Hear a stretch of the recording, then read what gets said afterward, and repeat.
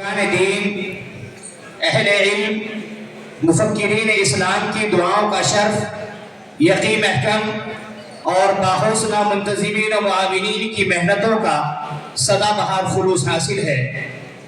اس کی بنیاد اس ذات کے کشف و الہام کے نتیجے میں رکھی گئی جو اپنے زمانے کا قطب تھا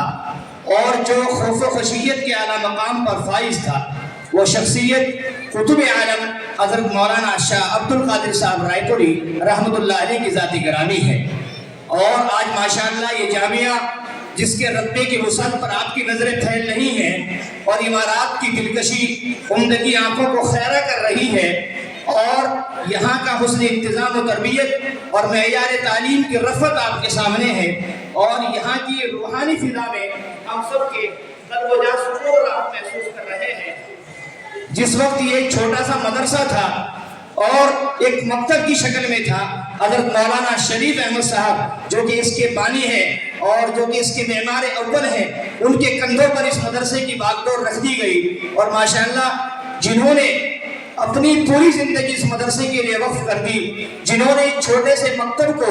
گنجینۂ معرفت و حکمت بنانے میں ایک کلیدی کردار ادا کیا ہے۔ آج جس جگہ ایک مدرسہ ہے، یہ جگہ بالکل ایک سنسان جنگل تھی،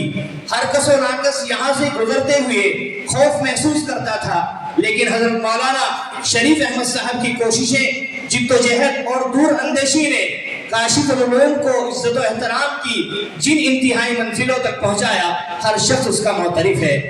اور حضرت مولانا شریف احمد صاحب کے انتقال کے بعد مفکر ملت حضرت اقدس مولانا محمد اسلم صاحب نور اللہ مرقدہ، جو کہ اس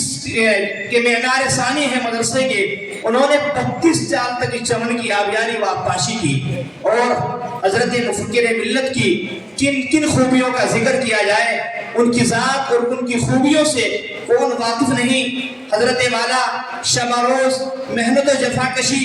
ملک اور بیرون ملک کا سفر کیا کرتے تھے۔ حقیقت یہ ہے کہ کاشف العلوم اس وقت عروج و ارتقاء کے جو مدارج عالیہ طے کر رہا ہے، ان کا صحرا آپ ہی کی مسائی جمیلہ کے سر ہے۔ یہ آپ کی بے لوث مخلصانہ شبانہ روز کوششوں کا ثمرہ ہے کہ جامعہ ہاذا کو اللہ تبارک و تعالیٰ نے تعلیمی اور تعمیری لحاظ سے عظیم ترقیات عطا فرمائی ہے۔ اور ماشاءاللہ